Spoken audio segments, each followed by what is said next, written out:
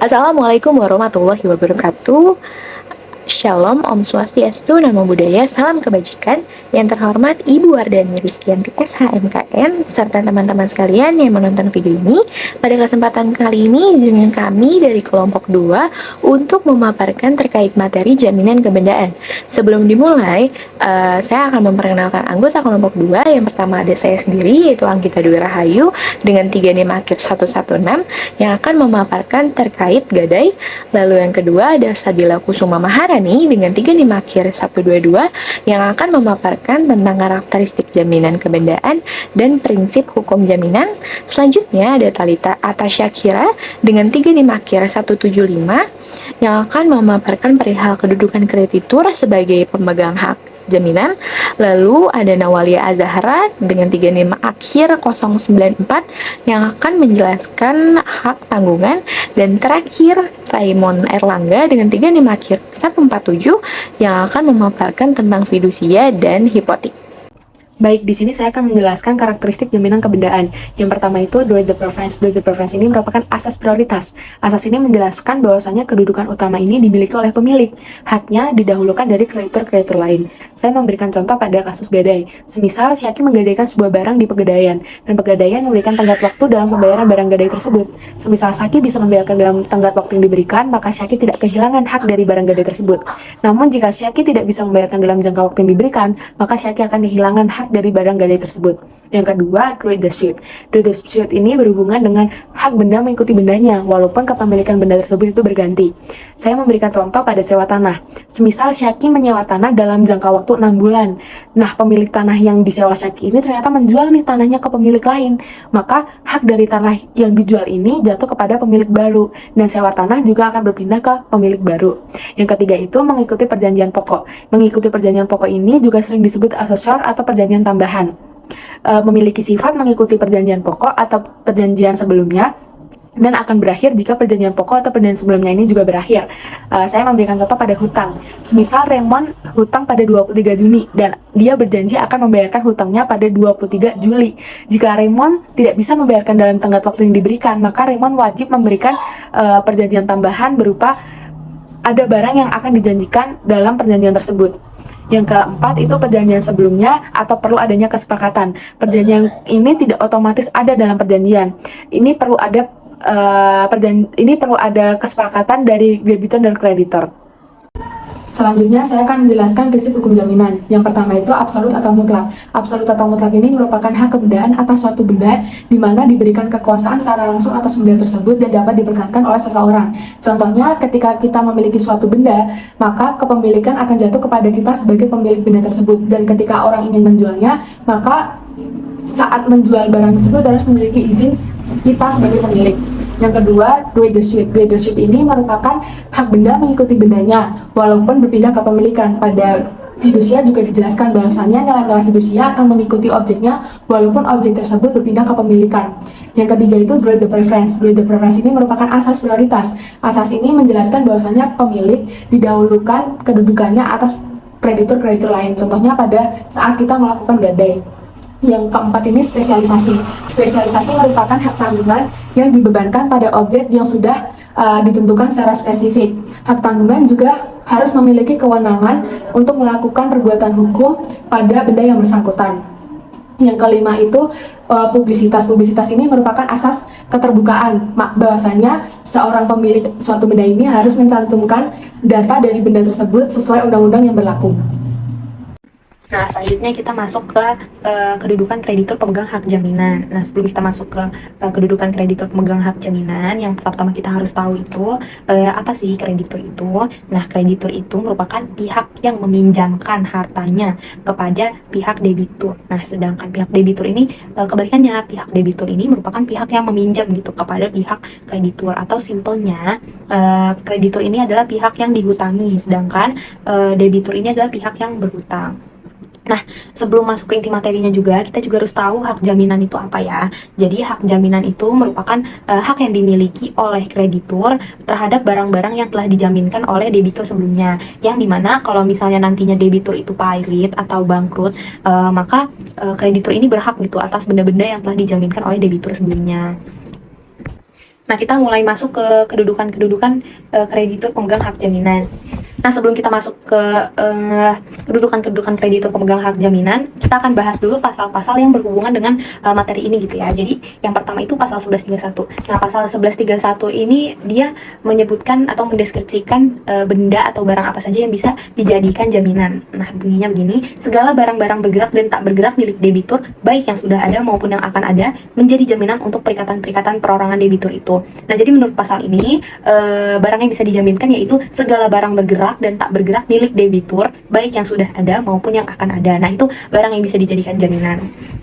Lalu selanjutnya, pada pasal 1132, barang-barang itu menjadi jaminan bersama bagi sebuah kreditur terhadapnya hasil penjualan barang-barang itu dibagi menurut perbandingan piutang masing-masing, kecuali bila di antara para kreditur itu ada alasan-alasan sah untuk didahulukan. Nah, dari pasal ini kita sudah bisa melihat ya bahwa ada kreditur yang pelunasannya itu harus didahulukan. Nah, sebelum kita benar-benar masuk ke kedudukan-kedudukan kreditur, kita lanjut dulu ya ke semua pasal yang berhubungan dengan materi ini, baru kita akan menggolongkan kreditur-kreditur berdasarkan hak-hak pelunasannya. Nah, jadi lanjut ke pasal 1133, hak untuk didahulukan di antara para kreditur bersumber pada hak istimewa, pada gadai, dan pada hipotek. Tentang gadai dan hipotek dibicarakan pada bab 20 dan 21 buku ini.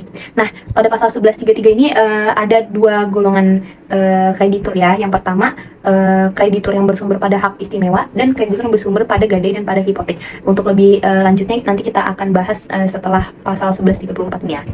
Nah, pada pasal 1134 ini disebutkan bahwa hak istimewa adalah suatu hak yang diberikan oleh undang-undang kepada seorang kreditur yang menyebabkan ia berkedudukan lebih tinggi daripada yang lainnya, semata-mata berdasarkan sifat piutang itu. Gadai dan hipotek lebih tinggi daripada hak istimewa kecuali dalam hak undang-undang dengan tegas menentukan kebalikannya. Nah, pasal 1134 ini menjelaskan hak istimewa yang sudah tercantum tadi pada pasal 1133 ya. Nah, kita masuk kepada kedudukan-kedudukan kreditur pemegang hak jaminan.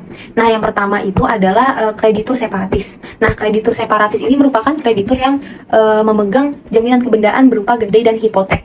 Nah, selanjutnya yaitu kreditur preferen dulu. Nah, kreditur preferen ini merupakan kreditur yang tadi pada pasal 1133 ada hak istimewa, yang dimana hak istimewa tersebut dijelaskan pada pasal 1134. Nah, kreditur preferen ini memiliki hak istimewa. Hak istimewanya itu dimana kreditur preferen ini didahulukan pelunasannya karena suatu hal mendesak atau suatu hal tertentu gitu ya, yang dimana kreditur ini diharuskan untuk dilunasi lebih dulu hutangnya. Biar jadi contohnya, misalnya ada satu perusahaan yang pilot. Nah, perusahaan ini memiliki hutang perusahaan, sedangkan ada karyawan yang belum dibayarkan gajinya gitu, yang belum dilunasi gajinya. Nah, di mana perusahaan yang pilot ini harus melunasi dulu gaji dari karyawan-karyawannya, baru bisa melunasi hutang perusahaan gitu ya. Lalu selanjutnya itu kreditur konkuren, yang dimana kreditur konkuren ini yang tidak termasuk kepada kreditur manapun dari kreditur preferen dan kreditur separatis, yang dimana kreditur konkuren ini tidak memegang hak jaminan kebendaan sama sekali, seperti itu. Oke, selanjutnya adalah hak tanggungan. Hak tanggungan ini adalah hak jaminan yang dibebankan pada hak atas tanah, termasuk juga benda-benda lainnya yang masih merupakan satu kesatuan dengan tanah, yang dimana dalam pelunasan utangnya tersebut, kreditur yang memegang hak tanggungan ini diberikan kedudukan yang lebih tinggi dibandingkan kreditur lainnya. Dalam artian, jika misal seorang debitur ini melakukan prestasi, maka kreditur yang memegang hak tanggungan ini memiliki hak untuk diprioritaskan atau didahulukan pada saat terjadinya penjualan atas benda yang dijaminkannya tersebut. Selanjutnya ada objek hak tanggungan. Berdasarkan Undang-Undang Nomor 4 Tahun 1996 tentang hak tanggungan, objek hak tanggungan ini terbagi menjadi 6. Yang pertama itu ada hak milik atas tanah, yang kedua hak guna usaha, yang ketiga ada hak guna bangunan, yang keempat ada hak pakai atas tanah negara, yang kelima ada hak pakai atas tanah milik, dan yang keenam adalah hak atas tanah berikut bangunan, tanaman, dan hasil karya yang merupakan satu kesatuan dengan tanah. Selanjutnya ciri-ciri hak tanggungan, yang pertama yaitu kreditur pemegang hak tanggungan ini memiliki kedudukan yang lebih tinggi atau dia diprioritaskan dibandingkan dengan kreditur lainnya. Lalu yang kedua, dia selalu mengikuti objek benda yang dijaminkannya tersebut dimanapun benda tersebut berada. Terus yang ketiga, dia tuh memenuhi asas spesialitas dan publisitas sehingga dapat mengikat pihak ketiga dan juga memberikan kepastian hukumnya. Lalu yang terakhir, dia pelaksanaan eksekusinya ini mudah dan juga pasti. Oke, lalu ada utang yang dijaminkan dengan hak tanggungan. Berdasarkan Undang-Undang Nomor 4 Tahun 1996 tentang hak tanggungan, utang-utang yang dijaminkan dengan hak tanggungan ini yang pertama adalah utang yang timbul dari perjanjian utang piutang, contohnya seperti pinjaman bank. Lalu yang kedua, utang yang timbul dari perjanjian lainnya, bukan perjanjian utang piutang, akan tetapi menimbulkan utang piutang, contohnya seperti dalam transaksi jual beli di mana harga belum dibayar, akan tetapi barang telah diserahkan kepada pembeli. Lalu yang ketiga ini, utang yang timbul karena suatu hubungan hukum yang bukan perjanjian. Lalu yang keempat ada utang yang timbul karena hukum semata-mata tanpa melalui perbuatan manusia. Lalu yang kelima ini utang yang sudah ada pada saat dilakukannya pengikatan hak tanggungan. Lalu yang keenam ada utang yang diperjanjikan pada saat pengikatan hak tanggungan dengan jumlah tertentu. Lalu yang terakhir ini utang yang diperjanjikan pada saat pengikatan hak tanggungan akan tetapi jumlah utangnya tersebut belum dapat dipastikan. Maka jumlah utang tersebut harus dipastikan terlebih dahulu selambat-lambatnya itu pada saat permohonan eksekusi hak tanggungan. Oke, lalu ada akte pemberian hak tanggungan. Jadi sebelumnya akte pemberian hak tanggungan ini adalah dokumen penting yang mengatur ketentuan terkait pemberian hak tanggungan oleh kreditur kepada peminjam dalam proses pengajuan kredit pemilikan rumah atau KPR. Jadi tujuan pemberian hak tanggungan ini adalah sebagai jaminan pelunasan utang kepada kreditur sehubungan dengan perjanjian pinjaman yang bersangkutan. Lalu pemberian hak tanggungan ini harus memenuhi beberapa syarat yang telah diatur pada pasal 10 Undang-Undang Nomor 4 Tahun 1996 tentang hak tanggungan, yaitu yang pertama pemberian hak tanggungan ini harus didahului oleh janji. Lalu yang kedua pemberian hak tanggungan ini harus dilakukan dengan pembuatan akte pemberian hak tanggungan oleh PPAT sesuai dengan peraturan perundang-undangan yang berlaku. Lalu yang ketiga ini pemberian hak tanggungan ini dilakukan bersamaan dengan permohonan pendaftaran hak atas tanah yang bersangkutan. Selain memenuhi 3 syarat tadi, pemberian hak tanggungan ini juga harus memenuhi 3 syarat khusus yang diatur pada pasal 11 Undang-Undang Hak Tanggungan, yaitu yang pertama menambahkan nama dan identitas pemilik dan pemberi hak tanggungan, lalu juga menambahkan domisili para pihak yaitu pemegang dan pemberi hak tanggungan, dan yang terakhir ini menunjukkan secara jelas utang yang dijaminkannya, pelunasannya dengan hak tanggungan, nilai tanggungan, dan urutan yang jelas mengenai objek hak tanggungan tersebut. Selanjutnya pendaftaran hak tanggungan. Jadi pemberian hak tanggungan ini wajib memenuhi persyaratan publisitas berdasarkan pasal 13 Undang-Undang Hak Tanggungan. Yaitu yang pertama melalui pendaftaran hak tanggungan pada kantor pertanahan setempat, kota madya atau kabupaten. Lalu yang kedua selambat-lambatnya itu 7 hari kerja setelah penandatanganan akte pemberian hak tanggungan. PPAT ini wajib mengirimkan akte pemberian hak tanggungan yang bersangkutan dan warka lain yang diperlukan kepada kantor pertanahan. Lalu yang ketiga, pendaftaran hak tanggungan dilakukan oleh kantor pertanahan dengan membuatkan buku tanah hak tanggungan dan mencatatnya dalam buku tanah hak atas tanah yang menjadi objek hak tanggungan, serta menyalin catatan tersebut pada sertifikat hak atas tanah yang bersangkutan. Lalu yang keempat, tanggal buku tanah hak tanggungan ini adalah tanggal hari ke-7 setelah penerimaan secara lengkap surat-surat yang diperlukan bagi pendaftarannya, dan jika hari ke-7 itu jatuh pada hari libur, buku tanah yang bersangkutan ini diberi tanggal itu pada hari kerja berikutnya. Lalu yang kelima ini hari hak tanggungan lahir pada hari tanggal buku tanah hak tanggungan tersebut. Oke, selanjutnya ada penghapusan hak tanggungan. Penghapusan hak tanggungan ini sebagaimana telah tercantum pada pasal 18 Undang-Undang Nomor 4 Tahun 1996 tentang hak tanggungan, yaitu yang pertama hapusnya utang yang dijamin dengan hak tanggungan. Lalu yang kedua ada dilepaskannya hak tanggungan ini oleh pemegang hak tanggungan. Lalu yang ketiga ada pembersihan hak tanggungan berdasarkan penetapan peringkat oleh ketua pengadilan negeri. Lalu yang terakhir ini hapusnya hak atas tanah yang dibebani hak tanggungan. Selanjutnya ada eksekusi hak tanggungan. Eksekusi hak tanggungan yang pertama ini ada eksekusi dengan jalan daku. Jadi eksekusi ini dilakukan dengan cara mengambil barang objek hak tanggungan untuk menjadi milik kreditur secara langsung tanpa lewat suatu transaksi apapun. Akan tetapi eksekusi hak tanggungan secara mendaku ini dilarang dalam Undang-Undang Hak Tanggungan. Maka dari itu eksekusi ini batal demi hukum karena tidak dibenarkan dalam Undang-Undang Hak Tanggungan. Lalu eksekusi kedua itu penjualan bawah tangan secara langsung. Jadi menurut Undang-Undang Hak Tanggungan Nomor 4 Tahun 1996, Pasal 20 Ayat 2 dan 3, syarat-syarat agar suatu objek hak tanggungan dapat dieksekusi secara langsung atau di bawah tangannya adalah sebagai berikut. Yang pertama itu dilakukan berdasarkan kesepakatan antara pemberi dan penerima hak tanggungan. Lalu yang kedua, jika dengan cara penjualan di bawah tangan tersebut dicapai harga tertinggi yang menguntungkan semua pihak. Lalu yang ketiga ini diberitahukan secara tertulis oleh pemberi atau penerima hak tanggungan kepada pihak-pihak yang berkepentingan atau bersangkutan. Lalu yang keempat ini diumumkan dalam sedikit-sedikitnya dalam dua surat kabar yang beredar di daerah yang bersangkutan atau media massa setempat. Lalu yang kelima ini ada pelaksanaan penjualan dilakukan setelah lewat waktu 1 bulan sejak diberitahukan secara tertulis oleh pemberi atau pemegang hak tanggungan. Lalu yang keenam itu tidak ada pihak yang menyatakan keberatan. Selanjutnya ini eksekusi penjualan lelang sendiri oleh kreditornya tanpa ikut campur tangan kantor lelang. Jadi eksekusi ini dapat dilakukan meskipun tidak ditentukan oleh undang-undang. Cara penjualan ini dapat dianggap sebagai jenis eksekusi parade atau eksekusi tanpa proses peradilan dengan cara menjual benda objek hak tanggungan tersebut langsung dari kreditur. Dengan syarat terpenuhinya syarat-syarat yang ditentukan dalam Undang-Undang Hak Tanggungan Nomor 4 Tahun 1996 Pasal 20 Ayat 2 dan 3. Lalu ada penjualan lewat kantor lelang tanpa perlu campur tangan pengadilan. Jadi eksekusi hak tanggungan ini dapat juga dilakukan dengan jalan mengeksekusinya sendiri oleh pemegang hak tanggungan lewat kantor lelang, di mana hasil pelelangannya tersebut diambil untuk melunasi pembayaran utang piutangnya.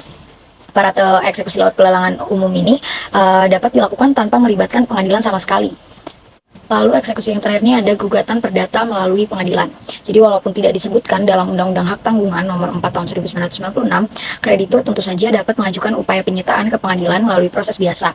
Sebab keberadaan Undang-Undang Hak Tanggungan ini dengan model-model eksekusi khusus tidak untuk meniadakan hukum acara yang umum, tetapi untuk menambah ketentuan yang ada dalam hukum acara umum. Eksekusi hak tanggungan lewat gugatan biasa memakan waktu yang lama dengan proses yang kompleks. Baik, selanjutnya kita akan menjelaskan tentang gadai, yang mana gadai ini juga merupakan salah satu subbab dari jaminan kebendaan. Aturan gadai sudah tertuang dalam Kitab Undang-Undang Hukum Perdata, yaitu dalam buku kedua tentang kebendaan dalam pasal 1150 sampai 1160 KUH Perdata. Pengertian tentang gadai juga sudah tercantum dalam aturan pasal 1150 KUH Perdata. Saya akan menjelaskan secara singkat. Jadi gadai ini merupakan suatu hak yang dimiliki atau yang diperoleh oleh si penerima gadai atau yang bisa kita sebut sebagai kreditur atas suatu benda bergerak, yang mana benda bergerak ini diperoleh dari pihak si pemberi gadai atau bisa kita sebut debitur untuk menjamin suatu pembayaran utang. Jadi, singkatnya, gadai ini diberikan untuk menjamin suatu utang atau kredit. Seperti yang sudah dijelaskan tadi, pihak-pihak yang terlibat dalam perjanjian gadai ini ada dua, yaitu si pemberi gadai atau debitur, lalu juga ada si penerima gadai atau kreditur. Namun, ada juga pihak ketiga, yang mana pihak ketiga ini sebagai pemegang gadai atau pemegang objek gadai yang sudah disetujui oleh kedua belah pihak atas perjanjian gadai. Mengenai objek gadai tadi sudah disebutkan, yaitu benda bergerak, yang mana benda bergerak adalah benda yang cara pengalihannya dilakukan secara nyata, atau dapat kita katakan bisa dipindahkan atau dapat berpindah. Benda bergerak dalam perjanjian gadai ini dapat berupa benda bergerak bertubuh maupun tidak bertubuh. Contoh pada benda bergerak bertubuh seperti laptop, gawai atau gadget, motor, mobil, dan lain-lain. Lalu untuk benda bergerak tidak bertubuh dapat berupa saham, obligasi, ataupun barang-barang perdagangan bursa lainnya. Nah, untuk objek gadai sendiri, objek gadai ini tidak boleh benda tersebut ada pada debitur. Jadi tidak seperti fidusia. Ketika suatu benda jaminan sudah diserahkan kepada kreditur, baik itu pegadaian, lembaga pembiayaan, maupun bank, maka yang berkuasa atas objek gadai tersebut adalah kreditur. Tetapi, kreditur tidak serta-merta menjadi pemilik benda tersebut, karena objek gadai hanya sebagai agunan atau jaminan pelunasan dari utang-utang si debitur. Baik, selanjutnya kita akan menjelaskan tentang sifat-sifat gadai. Sifat-sifat gadai yang akan saya jelaskan di sini ada 5. Yang pertama, hak gadai sebagai hak kebendaan. Hak kebendaan merupakan hak yang memberikan kekuasaan langsung atas suatu benda dan dapat dipertahankan terhadap siapapun. Jadi, gadai dapat dipertahankan pada setiap orang, khususnya adalah si kreditur.